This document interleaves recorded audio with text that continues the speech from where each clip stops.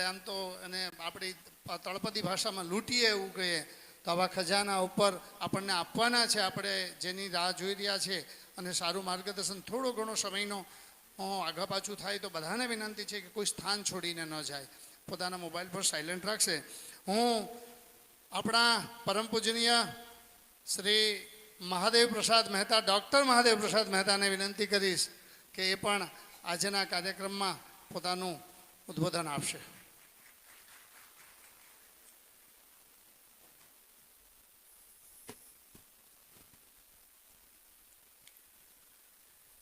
વારાણસી પુરી મધ્યે સદાવાસ વિધાયકમ વિશ્વેશમ વરદમ દેવમ સાષ્ટાંગમ પ્રણમામ્યહમ. નમઃ સભાભ્યઃ સભાપતિભ્યશ્ચ. ધર્મ જાગરણ સમન્વયના માધ્યમથી આજના આ કાર્યક્રમમાં શ્રી કથાકારશ્રીઓ તથા યાજ્ઞિક લોકોનું આજે સન્માન થવા જઈ રહ્યું છે. એમના અધ્યક્ષ રૂપે આપણે પ્રાપ્ત થયા છે પરમાનંદ સરસ્વતીજી ગુરુજી, એમને વંદન. નિર્મળ સ્વામીજી, મંચસ્થ મહાનુભાવો, પૂજ્ય પંકજભાઈ તથા સમગ્ર ધર્મ જાગરણ મંચનો આયોજન કરનારી આખી ટીમ, મારી સામે ઉપસ્થિત ધરતીના દેવો એટલે ભૂદેવોને સર્વને હું પ્રણામ કરું છું. સૌને વંદન. ધર્મ જાગરણ સમન્વયના માધ્યમથી મને તૈત્તરીય બ્રાહ્મણ, અથર્વવેદ અને ઋગ્વેદ ત્રણેયમાં જેમનો એક મંત્ર ઉદ્ઘોષિત થયો છે અને પ્રાય બધા લોકો આ મંત્રનું ઉચ્ચારણ કરતા હોય છે. એ મંત્રની સાથે આપણા ધર્મ જાગરણ મંચને હું જોડવા માંગુ છું. સમાની વ આકુતિ સમાના હૃદયાની વહ સમાન મસ્તુ વો મનો યથા વહ સુસાહસતી. આ મંત્ર બહુ પ્રસિદ્ધ મંત્ર છે. આ મંત્રની અંદર ત્રણ સામ્યતા આપવાની વાત છે. એક વિચાર સામ્યતા, એક હૃદય સામ્યતા અને એક મન સામ્યતા. સૌથી પહેલા આકુતિનો મતલબ થાય સંકલ્પ. બધાના સંકલ્પો સમાન થાય. સમાની વ આકુતિ, બધાના સંકલ્પો સમાન થાય. હવે આપણે એમ થાય કે સંકલ્પો કેમ બધાના સમાન થાય? જો તમારે સારામાં સારું સંગઠન બનાવવું હોય તો સંગઠનની ત્રણ બાબતો મજબૂત હોવી જોઈએ. હિન્દુ સંગઠન મજબૂત બને એના માટે સૌથી પ્રથમ બધાના સંકલ્પો સમાન થવા જોઈએ. અને આ જગતમાં સંકલ્પો સમાન કરવા માટે એક જ પરિબળ કામ કરે છે ને એ પરિબળ છે ધરતી ઉપરના દેવો, ભૂદેવો જ બધાના સંકલ્પોને સમાન કરી શકે. ભાગવતજીમાં આજ જ અમારે જે પ્રસંગ હતો એમાં ધર્મના 4 ચરણો પંકજભાઈ ઉલ્લેખ કર્યો કે ધર્મના 4. Listen to over 90 million songs ad-free and over 15 million podcast episodes with Amazon Prime Music. Download now. આજે તમારા પિતાજીએ વસાવેલું આ પ્રથમ ફાર્મ હાઉસ ઉપર આપણે મળ્યા છીએ. તમારા પિતાજીએ બનાવેલું વ્હીલ આધાર સ્તંભો કહી શકું. ધર્મના 4 પગની એક બળદને ધર્મના રૂપમાં બતાવ્યો છે અને એ બળદના 4 ચરણો હોય છે. એમાં એક છે તપસ્વીતા, એક છે સત્યતા, એક છે દયાલુતા અને એક છે પવિત્રતા. મને એવું લાગે આ 4 ધર્મના સ્તંભો જો કોઈ બરાબર જીવિત રાખી શકે તો એ ફક્ત ને ફક્ત ધરતી ઉપરના દેવતાઓ બ્રાહ્મણો જ છે જે 4 ધર્મના પાયાઓને બરાબર રાખી શકે. આજે સત્યતા કોઈ પણ રીતે, પણ આજે કોઈ તમારા ઘરે નાનકડું એવું કર્મ હોય, જેવી રીતે સત્યનારાયણ ભગવાનની કથા, બધા કે સત્યનારાયણ ભગવાનની કથા આનું એટલું બધું મહત્વ શું છે?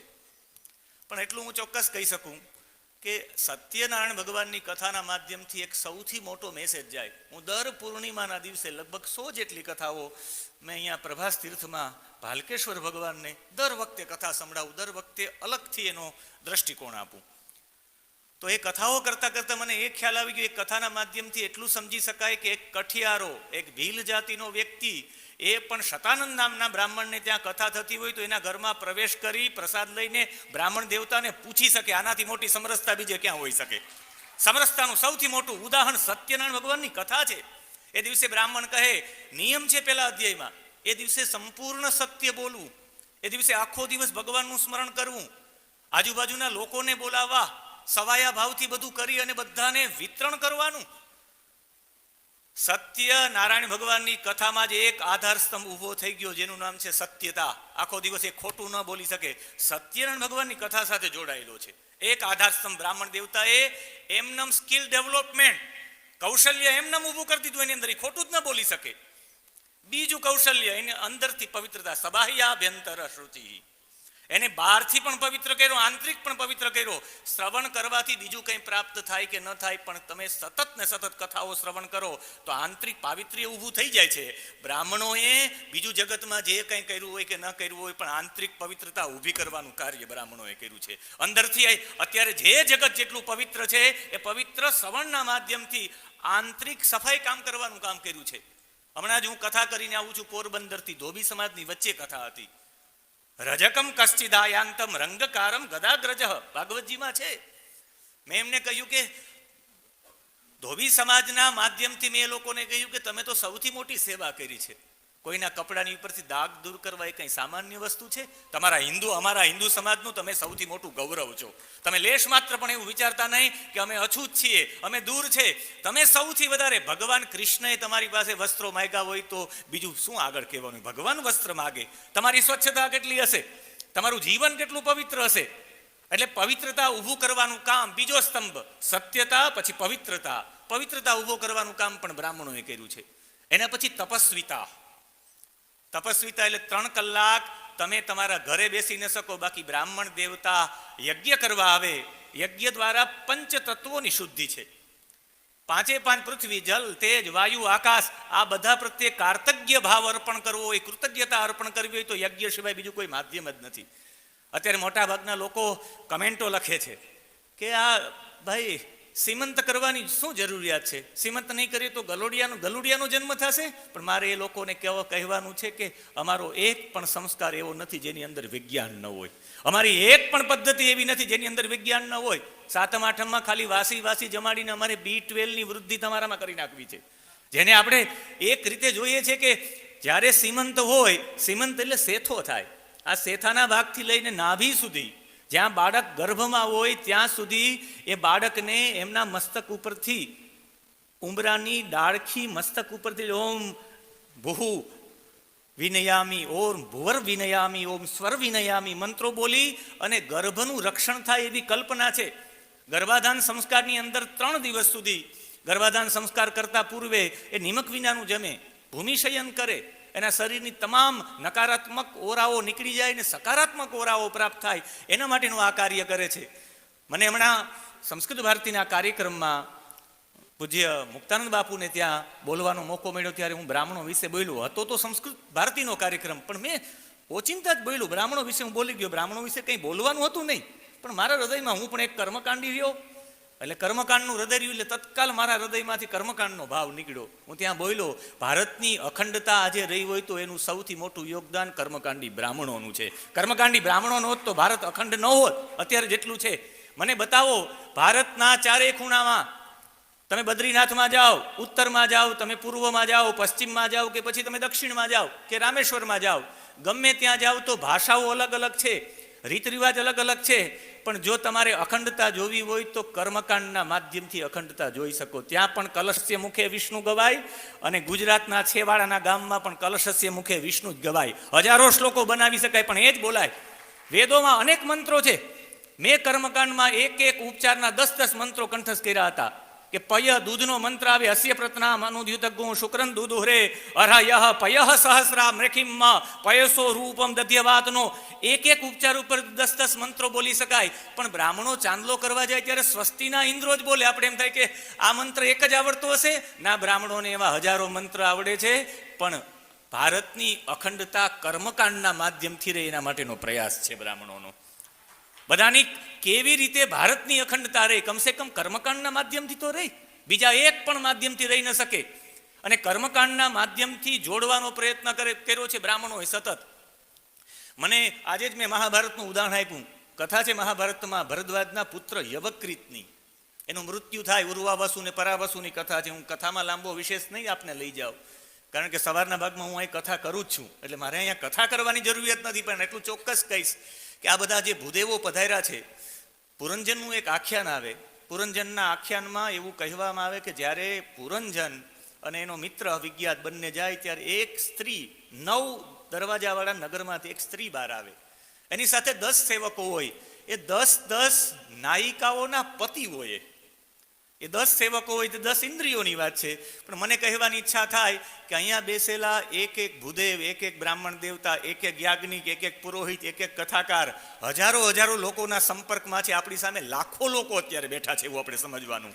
આ સૌથી વધારે તો પ્રફુલભાઈ અને અમારા ગુરુ રમાબેન એટલા ભાગ્યશાળી છે કે આજે એમની કથામાં બીજા દિવસે બ્રહ્મચોર્યાસી થઈ ગઈ છે. આ એક પ્રકારની બ્રહ્મચોર્યાસી છે. આ બધા બ્રાહ્મણોને તમે સ્પેશિયલ નિમંત્રણ દેવા જાવ તો ન આવે, પણ ધર્મ જાગરણ સમન્વયના માધ્યમથી આ એક બ્રહ્મચોર્યાસી થઈ છે. અને એની અંદર વિવિધ પ્રકારના બ્રાહ્મણો છે, અલગ જેની અલગ વિશેષતાઓ છે. એક પણ બ્રાહ્મણ એવા નથી કે જેની પાસે કંઈક વિશેષતાનો. બ્રાહ્મણોએ જગતને શું આપ્યું તો મને એ ખબર નથી, પણ ભગવાન તરફ અભિમુખ કરવા માટેનું સૌથી મોટું યોગદાન બ્રાહ્મણોનું છે. કમસે કમ બ્રાહ્મણ તમારા ઘરે આવે તો 2 વાતો ભગવાનની કરશે. 2 વખત એક કમસે કમ વિષ્ણુ કરીને ભગવાન તરફ લઈ જશે.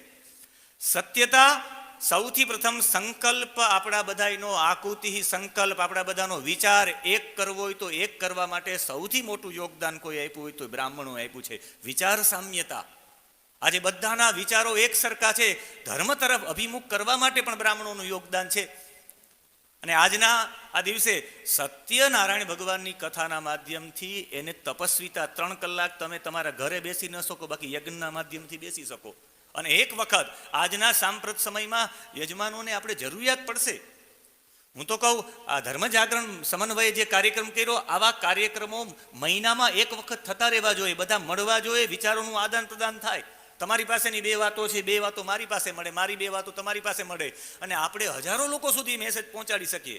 હાથમાં ગંધાક્ષત પુષ્પ આપીને ભગવાનનું ધ્યાન ધરો. યજમાનને કહીએ ત્યારે ચોક્કસ કહીએ, તમારા હાથમાં રહેલું ફૂલ, તમારા હાથમાં રહેલા ચોખા, તમારા હાથમાં રહેલું કુમકુમ અથવા ચંદન એ એવા માટે આપવામાં આવ્યું છે, તમારા હાથમાં રહેલા અક્ષત ચોખા છે, ન ક્ષતઃ ઇતિ અક્ષત, જેનો નાશ નથી. અને એ છે જ્ઞાન. ભગવાન, હું જ્ઞાનના માધ્યમથી તમારું આવાહન કરું છું. તમારા હાથમાં રહેલું પુષ્પ છે, રુજુતાનું પ્રતીક છે. અને ભક્તિના માધ્યમથી ભગવાન હું તમારું આવાહન કરું છું. અને ગંધ છે, એ સારું કર્મ કરો તો સારી ગંધ પ્રસરે. હું કર્મ દ્વારા, ભક્તિ દ્વારા, જ્ઞાન દ્વારા હે પરમાત્મા તારું આવાહન કરું છું. કમસે કમ એવો જ ભાવ રજૂ કરીએ. તમે મધ અર્પણ કરતા હોય ત્યારે સ્વાભાવિક કે મધ અર્પણ કરો ત્યારે કહેવાનું કે અનેક પુષ્પોની પરાગ લઈને મધમાખી એક મધમાં ઉલટી કરે છે, અને એ ઉલટીનું મધ છે એ આપણે અનેક પુષ્પોનો સુગંધ ભગવાન હું તારા ચરણોમાં સમર્પિત કરું છું, એમનો ભાવના બની જાય છે. હોમ કરતા કદા ઈદન નમમ કરતા એની અંદર ત્યાગની ભાવના ઊભી કરી છે. સત્યનારાયણ ભગવાનની કથામાં ભગવાનનો શીરો આપતા બાળક ખુશી થાય કે હું કોઈકને કંઈક આપું છું. આવી દાન દેવાની વૃત્તિ ક્યાંથી ઊભી થાય? ઓનલી ફોર કર્મકાંડના માધ્યમથી. કર્મકાંડના માધ્યમથી સત્યતા, પવિત્રતા, દયાલુતા, બીજા ઉપર દયાનો ભાવ થાય એવું, અને એમનાથી પણ વિશેષતા તપસ્વીતા, આ 4 સ્તંભો ઊભો કરવાનું કામ કર્મકાંડનું માધ્યમ છે. કર્મકાંડના માધ્યમથી પૃથ્વીમાં સૌથી મોટી શુદ્ધિ કરવાનું કાર્ય છે. અત્યારે મોટાભાગના લોકો કહે કે યજ્ઞમાં એટલું બધું ઘી હોમવાની શું જરૂરિયાત છે, આ બધું જમવાની શું જરૂરિયાત છે. પણ આજના હિસાબે પણ કહીએ કે સૂક્ષ્મ જીવો સુધી પણ જે ગંધ દ્વારા ખોરાક ગ્રહણ કરે છે, એ ખોરાક ગ્રહણ કરવાવાળા સૂક્ષ્મ જીવો સુધી પણ જો ભોજનના રૂપી કંઈ પહોંચાડવું હોય તો એ યજ્ઞના માધ્યમથી પહોંચે. આજે જેટલા પણ લોકો તલ જવનો હોમ કરે છે, 70% તલની અંદર ઓઝોન હોય છે. એ બળે છે એટલે ઓટોમેટિક વાતાવરણ બની જાય છે. એનાથી પણ આગળ યજ્ઞના માધ્યમથી આપણે એમ થાય કે યજ્ઞથી શું થાય, પણ યજ્ઞની અંદરથી સામાન્ય માણસ સુધી પણ એ દ્રવ્ય પહોંચે. તમારું દ્રવ્ય સામાન્ય લોકો સુધી પહોંચાડવું હોય તો એક જ માધ્યમ છે, યજ્ઞ. આજે પુષ્પવાળા લોકો સુધી પણ એ દ્રવ્ય, જો યજ્ઞ જ ન હોય તો પુષ્પ અને ફળફળાદી વાળાનું શું થાય? ભગવાન શ્રી કૃષ્ણએ પણ સુખિયા માલણનો પ્રસંગ છે એ બતાવવા માગે છે કે સુખિયા માલણ માળા વેચતી હતી ને ફળ વેચતી હતી. ભગવાનને એના નંદાલયમાં જાજા ફળ હશે, પણ એવા સામાન્ય માણસ સુધી પણ પોતાનું દ્રવ્ય પહોંચે એટલે ભગવાને થોડુંક એવું અન્ન લઈને પણ સુખિયા માલણને આપ્યું છે. આનો મતલબ જ એ થાય, સામાન્ય માણસ સુધી પહોંચવું હોય તો એક જ છે, સમાની વહ આકુતિ. સંકલ્પો, આપણા વિચારો જો સિદ્ધ કરવા હોય તો, વિચારો સિદ્ધ કરવા હોય તો વારંવાર વિચારો સામ્ય કરવા હોય તો આપણે એક જ માધ્યમ રહેશે કર્મકાંડ, એક જ માધ્યમ રહેશે વિચારોની સામ્યતા કથાઓના માધ્યમથી આવશે. એટલે આપ બધાએ જે કાર્ય કર્યું છે બધાની વિચાર સામ્યતા માટે સૌથી મોટું યોગદાન હોય તો યાજ્ઞિકો અને કથાકાર શ્રીનું. બીજું, સમાના હૃદયાની વહ. હવે હૃદય છે, હૃદયની સામ્યતા, હૃદયનો સામ્યતાનો મતલબ થાય ભાવ સામ્યતા. અને ભાવ સામ્યતા ત્યારે જ આવે કે જ્યારે આપણે બધા સાથે બેસીને ભોજન કરીએ. સદ્ધિશ્ચમે સપીતિશ્ચમે. ભોજન કરવાથી જે ભાવ જાગૃત થાય એક સાથે ભોજન કરીને. એમાંય મને ક્યારેક ક્યારેક તો હું કૃષ્ણની કથા કરતા હોય ત્યારે હું વારંવાર કહું છું કે કૃષ્ણએ બધાને ગોળ કુંડાળામાં બેસવાની પૂરું રાજ મંડલે ભાગવતજીમાં એવો શબ્દ આવે છે કે ગોળ બેસતા બધાને કર્યા. કોઈ આગળ નહીં, કોઈ પાછળ નહીં, કોઈ મોટો નહીં, કોઈ નાનો નહીં. ગોળ બેઠા હોય તો કોઈને એવો ભાવ જ ન થાય. આ ગોળ બેસાડવાની પદ્ધતિ રાષ્ટ્રીય સ્વયંસેવક સંઘમાં પણ છે કે કોઈ આગળ નહીં, કોઈ પાછળ નહીં, એક ગોળ રાઉન્ડમાં બેસે, બધા સરખા. અને બ્રાહ્મણોએ આજ સુધી ક્યાંય પણ કોઈને ઊંચા કે નીચા માયના જ નથી, પોતાના માયના છે. હું તો ક્યારેક ક્યારેક કરું કે ભૂદેવો ભિક્ષાવૃત્તિ માટે ગામમાં જાય અને ભિક્ષાવૃત્તિ માટે જાય તો હવે એને ભિક્ષાવૃત્તિની જરૂરિયાત નથી, બધું છે તો એ ભિક્ષાવૃત્તિ કરે છે. યાચકા ને વયાચંતે બોધયંતે ગૃહે ગૃહે દીયતામ દીયતામ ઈદૃશમ ફલમ. જો કદાચ તમે દીયતામ દીયતામ નિત્યમ, જે નથી આપતા એનું ફળ આવું થાય છે. એવું કરી બ્રાહ્મણો ખરેખર ત્યાં જાય છે ને ભિક્ષા માગવા માટે નથી, પણ બ્રાહ્મણ ભિક્ષા માગવા માટે જાય ત્યારે લોકો પૂછે એને કે આજ કઈ તિથિ છે. એ તિથિનું મૂલ્યાંકન કરીને આજના દિવસનો મહિમા છું એ સમજાવે ને એ બેનને કે બેન નારાયણ હરિ દયા પ્રભુ ધર્મની જય હો. એ માગતા માગતા પણ એ ભિક્ષાવૃત્તિ કરતા કરતા પણ ભગવતમય બનાવે છે. એ કાર્ય બ્રાહ્મણોએ કર્યું છે. બ્રાહ્મણોએ જન્મથી લઈને મૃત્યુ સુધી, જ્યારે માણસનું મૃત્યુ થાય ત્યારેની ક્રિયાઓ છે. હવે આપણે એમ થાય કે એકાદશા ને દ્વાદશા ને આ બધું, ખરા અર્થમાં એ જીવાત્માને એક પણ બાબતમાં આસક્તિ ન રહે એના માટેનું સૌથી મોટું કાર્ય એ શ્રાદ્ધ પ્રક્રિયા છે. શ્રદ્ધયા દીયતે શ્રદ્ધયા ક્રિયતે ઇતિ શ્રાદ્ધ. શ્રાદ્ધની પાછળની મૌલિકતા એ છે, લગભગ લોકો પ્રશ્ન કરે કે ભાઈ શ્રાદ્ધમાં બહેનોને કેમ હક નહીં, બેનો શ્રાદ્ધ ન કરી શકે? આજના લોકો એવા લોકલ પ્રશ્ન કરે, પણ બેનો શ્રાદ્ધ કરે તો બેન એની દીકરી એના પિતાજીને પ્રેત ગણીને એ એટલા દિવસ સુધી પિંડદાનને નહીં કરી શકે. કોઈ એક દીકરી બતાવો કે જે એના પિતાજીને પ્રેત બનીને આવું કરી શકે. એ તો એને સૌથી વધારે વાલો દીકરો એ જ એને પ્રેત માને, ઓલાની આસક્તિ છૂટી જાય કે હું જેને દીકરો દીકરો કરીને દોડું છું, મારું સૂક્ષ્મ શરીર એને જ પકડવા માટે દોડે છે ને એ મને પ્રેત સમજે છે. અને છેલ્લે તો એ પિંડ સંયોજનમાં એનાથી અલગ પણ કરી દે કે તારે ને મારે કાંઈ લેવા દેવા નહીં. એની મોહમાંથી, એની આસક્તિમાંથી મુક્તિ થાય એના માટેના પ્રયત્નો છે. અને આપણે એમ થાય કે બ્રાહ્મણ દેવતા આ બધું એની પાછળ મૂકે, આ ખાટલો ને આ બધું શું મૂકવાની છે? એની એક પણ બાબતમાં આસક્તિ રહેવી, તારી બધી વસ્તુ તેને જે પ્રિય વસ્તુ હતી ને એ તો મેં દાનમાં આપી દઈએ છીએ. એને એક પણ વસ્તુમાં આસક્તિ ન રહે એના માટેનો પ્રયત્ન કરે છે. એટલે મને કહેવાની મતલબ થાય છે, બ્રાહ્મણોએ સૌથી મોટા બ્રાહ્મણ જ્યારે પણ તમને ક્યારે પણ કર્મકાંડ કરાવે ત્યારે કહે કે ભાઈ પિતૃ કાર્ય કરવું છે, કુટુંબને બોલાવવું પડશે, તમે બધા ભાઈઓ ભેગા થાવ. આજે મને એવું બતાવો, જો પ્રેત બલિ ને નારાયણ બલિમાં બધા ભાઈઓ ભેગા થઈને કરો તો જ પહોંચે. એવી પાછળ કહેવાનું કારણ એ હતું કે તમારા કુટુંબમાં ભાઈઓમાં ઝઘડા હોય તો તમારા એક થઈ જાય. એ સમાના હૃદયાની વહી બ્રાહ્મણોએ કામ કર્યું છે. સામાન્ય આપણે વાતો ગણીએ કે ઓહો અમે બધા ભાઈઓ ભેગા થઈને કરીએ તો જ આ થાય. હું એવા માટે કહેવા માંગુ કે મોટા ભાગના લોકો આમાંથી બધા કર્મકાંડી લોકો છે, મોટા ભાગના લોકો આમાંથી કથાકાર છે. આપણે સ્વાભાવિક કે બધા ભાઈઓ ભેગા કરીને આ કર્મ કરો તો એમની મુક્તિ. એની પાછળનું એક રીઝન કે એક કારણ એ પણ હોઈ શકે કમસે કમ એના ભાઈઓમાં સાથે બેસીને જમે તો વર્ષોનું વેર હોય એ પતી જાય, જો સાથે બેસીને જમે તો. એટલે સમાના હૃદયાની વહ એક કામ બ્રાહ્મણોએ કર્યું છે. અને જો યથાવ સુસહા અસતી, જો તમારે એવું સંગઠન તમારે મજબૂત કરવું હોય તો ત્રીજું છે મન સામ્યતા છે. સમાન, જો તમારે સમાન મસ્તુઓ મન, તમારે મનની સામ્યતા લઈ આવી હોય તો એ ફક્ત ને ફક્ત મંત્રો દ્વારા જ થઈ શકે. મંત્રોના માધ્યમથી બધા એમ કહે કે આ બધા મંત્રો બોલવાથી શું થાય? મંત્રના વાઇબ્રેશનો, આમે સંસ્કૃતમાં તો કેવું છે, અનુસ્વાર છે, વિસર્ગ છે, રસ્વ, દીર્ઘ, અરે એનાથી પણ આગળ વેદોમાં પ્લુત છે, અનુનાસિક, નાસિક. વેદમાં તો તમારે નિત્ય બોલવું પડે. આ બોલવાથી સ્વાભાવિક રીતે તમારા શરીરની અંદર રહેલી, તમે મંત્રો બોલો તમે તો ઉર્જાવાન થાવ. બ્રાહ્મણોને પગે લાગવાનું કારણ, બ્રાહ્મણોને સતત વંદન કરવાનું કારણ કે સ્વાર્થ કે પરમાર્થી જે હોય એના અપૌરુષીય વેદો તો એના ગળામાં રહ્યા છે. એટલે સાક્ષાત એ વેદ પુરુષ છે. સ્વાર્થ કે પરમાર્થી ભલે કર્મકાંડ કરે, એની આજીવિકા ચલાવવા માટે કરે, પણ સ્વાર્થ કે પરમાર્થી એના ગળામાં જે મંત્રો રહ્યા છે ને, વેદો નારાયણો સાક્ષાત.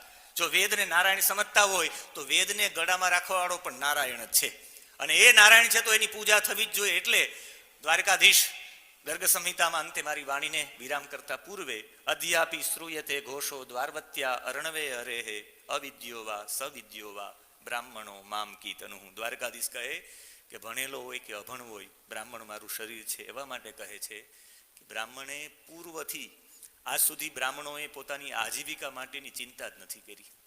આજે આપણે બધા કર્મકાંડ કરીએ છીએ તો કર્મકાંડમાં આજીવિકા માટે આપણે કર્મકાંડમાં નથી જોડાણા. કોરોના કાળમાં અમારે દુઃખ સાથે કહેવું પડે, કોરોના કાળમાં સૌથી વધારે મૃત્યુ કોઈના થયા હોય તો એ કર્મકાંડી બ્રાહ્મણોના થયા છે. એક એક પરિવારમાંથી 3 લોકો ગયા છે. શા માટે? કે કોઈ ગુજરી ગયું, એની પાછળની ક્રિયા કોણ કરાવવા જાય? જો આ સમયે હું કહી દઉં કે હું બીમાર છું, મને આમ છે, તો એટલા સમયથી આ યજમાનોનું અમે સાચવું છે, આપણી સંસ્કૃતિ કોણ સાચવશે?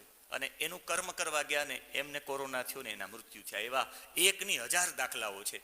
એટલે સંસ્કૃતિ જીવિત રાખવા માટે કોરોનાની પણ એમને ધ્યાન નથી રાખ્યું ને કર્મકાંડ કર્યું છે. પોતાના એક પણ પ્રસંગમાં ન રહી યજમાનોનું આ કાર્ય સાચવવા માટે નહીં, બાકી તો કહી દે કે ભાઈ નથી સમય, એવું પણ કહી દે, પણ યજમાનોને સાચવવા માટે નહીં, કમસે કમ ધર્મ સાથે જોડાયેલો છે તો એની ધર્મ ભાવના ખંડિત ન થાય એના માટે હું મારા ઘરનું કાર્ય છોડી દઉં, બાકી એની ધર્મ ભાવના ખંડિત ન થવી જોઈએ. એવું કાર્ય આ પુરોહિત વર્ગે કર્યું છે, કર્મકાંડી વર્ગે કર્યું છે. હું પ્રણામ કરું છું આપ સૌને કે આપે સંસ્કૃતિ આ ધર્મ જાગરણના માધ્યમથી લોકોના જીવનમાં આજે થોડો પણ ધર્મ પ્રત્યેનો ભાવ હોય તો એ જાગૃત રાખવાનું કાર્ય આપ સૌ લોકોએ કર્યું છે. મારી વિનંતી છે આપ સૌને કે આપણે આ કર્મકાંડ ક્ષેત્રમાં દિવસે ને દિવસે આજની આધુનિક પેઢી આને સ્વીકારતી થાય એના માટેના નવા સંશોધનો સાથે લોકોને કર્મકાંડ પ્રત્યે પ્રેમ થાય, અને કર્મકાંડ પ્રત્યે પ્રેમ થાય ધર્મ પ્રત્યે ઓટોમેટિક થઈ જશે. એના માટેના સંશોધનો કરીને આપણે લોકો આગળ રજૂ કરવા પડશે, અને રજૂ કરીને આપણે બધાએ સાથે મળીને મનોમંથન. મને ખૂબ વાત ગમી દેવેન્દ્રભાઈની કે આપણી ઉપર એક વોર ચાલે છે જે આપણે અત્યારે ખબર જ નથી. આપણે તો આનંદથી આપણું કાર્ય કરીએ ને આનંદથી રહીએ છીએ, પણ આખા સમસ્ત બ્રહ્મ સમાજ ઉપર એક સૌથી મોટું આક્રમણ થઈ રહ્યું છે. આપણા વિધિ વિધાનોને જે ભગવાનના હરેહે તનુહુ દ્વાદશ અંક કીધા છે એમાં વેદ ઉપર, એનાથી વિશેષ ગાયો ઉપર, બ્રાહ્મણો ઉપર સૌથી મોટું આક્રમણ છે. એ ભગવાનના અંગોને તોડવાનું કાર્ય થાય છે. પણ એમાં આપણે જો આજે જાગૃત આપણે નહીં થાય, આજે જાગૃત નહીં તો કાલે સૌથી મોટો સામનો કરવા માટે આપણે તૈયારી રાખવી પડશે. આજે જો આપણે સંગઠિત નહીં થાય, આજે આપણે સાથે બેસીને એકબીજાના વિચાર સામ્યતા નહીં આવે, હૃદય સામ્યતા નહીં આવે, મન સામ્યતા નહીં આવે તો કાલે સૌથી મોટા સુનામી સામે લડવું પડશે. અને ત્યારે આપણી પાસે હથિયારો પણ નહીં હોય, ત્યારે આપણી પાસે શક્તિ પણ નહીં હોય, ત્યારે આપણી પાસે કંઈ નહીં હોય. એ લડવામાં આપણે અંદરો અંદર એકબીજાના વિચારોને અનુકૂળ ન આવતા આપણે અલગ અલગ, આજે બધા કહે, ધન્યવાદ છે ભાવેશભાઈ ભટ્ટને અને કમલેશભાઈને કે એટલા બધા બ્રાહ્મણોને એક સાથે સંગઠિત કરીને આ બંને લોકોએ સૌથી મોટો પુરુષાર્થ કરી અને આ બધા લોકોને એકત્રિત કર્યા છે. બાકી સૌના કામ હોય. મારી આપ સૌને વિનંતી છે, આજે જ આ ધર્મ જાગરણ સમન્વયના કાર્યક્રમથી નહીં પણ ક્યારેય પણ હિન્દુ સંસ્કૃતિ અવાજ કરે તો એના માટે ઊભું થવા માટે આપણે બધા આજે પ્રતિજ્ઞા કરીએ કે અમે બધા કટિબદ્ધ છે. હિન્દુ સંસ્કૃતિનું ક્યારેય પણ કામ હશે, હું ક્યારેય પણ રાષ્ટ્રીય સ્વયંસેવક સંઘનું ક્યારેય પણ કાર્ય હોય તો હું મારા કોઈ પણ કાર્યમાંથી આડાવડો થઈને પણ એમાં હું જાઉં. કારણ કે હમણાં જ ધોકડવામાં મારી કથા હતી, ઉનાની રાષ્ટ્રીય સ્વયંસેવક સંઘની શાખામાં કાર્યક્રમ હતો, એમાં હું ગયો. હું દ્વારિકાથી કથા પૂર્ણ કરીને આવતો હતો, નરસિંહભાઈ ચાંડેકરાનો ફોન આવ્યો કે ધર્મ જાગરણનો કાર્યક્રમ પોરબંદરમાં કરવાનો છે. મેં કીધું રસ્તામાં આવે છે હું થતો જઈશ અને કરતો જઈશ. આ બધું ફાગણ મહિનાથી સતત હું કથાઓ કરું છું. એટલે સતત ને સતત એક દિવસના પણ વિરામ વિના તો માણસને થાક લાગે. પણ જો હિન્દુ સંસ્કૃતિ માટે એમ થતું હોય તો એમાં થાકને ભૂલી જવું પડે અને ઊભું થાય. વયમ રાષ્ટ્રે જાગૃયામ પુરોહિતાહા ત્વદીયાય કાર્યાય બધા કટિયમ, એ ભાવના સાથે ઊભું થવું પડશે. કારણ કે જાગો તો એક બાર હિન્દુ જાગો થો, જાગે થે પ્રતાપ શિવાજી, જાગી થી ઝાંસી કી રાણી, અકેલી થી પર હાર ન માની, રણ મેં હાહાકાર હિન્દુ જાગો તો. આ રણમાં હાહાકાર કરવાનો છે. હિન્દુ સંસ્કૃતિને બેઠી રાખવી હોય, કટિબદ્ધ રાખવી હોય તો એના માટે બૌદ્ધિક વર્ગ ઊભો થાય. અને બૌદ્ધિક વર્ગ એટલે આપ સૌ લોકો. આજ મને આનંદ એ વાતનો છે કે ધર્મ જાગરણ સમન્વયે આ વિચાર કર્યો કે કમસે કમ પુરોહિતોનું અને કથાકારશ્રીઓનું અમૂલ્ય યોગદાન છે આ હિન્દુ સંસ્કૃતિ ટકાવવા માટે, કમસે કમ એનું સન્માન કરીએ. ધર્મ જાગરણ મંચ આ સમન્વયનો આ કાર્યક્રમ નથી, આપ સૌની પૂજા કરવા માટે ધર્મ જાગરણ સમન્વય કટિબદ્ધ થયો છે. આપનું પૂજન થવું જોઈએ. આપની શું અમે વંદના કરી શકીએ? આપે જે અમૂલ્ય યોગદાન આપ્યું છે, પોતાના ઘરને ભૂલીને, પરિવારને ભૂલીને હિન્દુ સંસ્કૃતિનું કાર્ય કર્યું છે. હું તો કહું, આપની ઉપર આ પુષ્પ વર્ષા નહીં, પણ આપના ઉપર અમે હેતનો વરસાદ વરસાવીએ છીએ. અમે કૃતજ્ઞતાપૂર્વક કાર્તજ્ઞ ભાવ સાથે આપના ચરણોમાં વંદન કરીએ છીએ કે વિપ્ર પ્રસાદાત ધરણી ધરોહમ, કૃષ્ણ પણ કહેતા હોય એવી વાણી સાથે આપ સૌ ભૂદેવશ્રીઓના ચરણોમાં ધર્મ જાગરણ સમન્વયના માધ્યમથી આપ સૌના ચરણોમાં વંદના સાથે સૌને જય શ્રી કૃષ્ણ. ભારત માતા કી જય.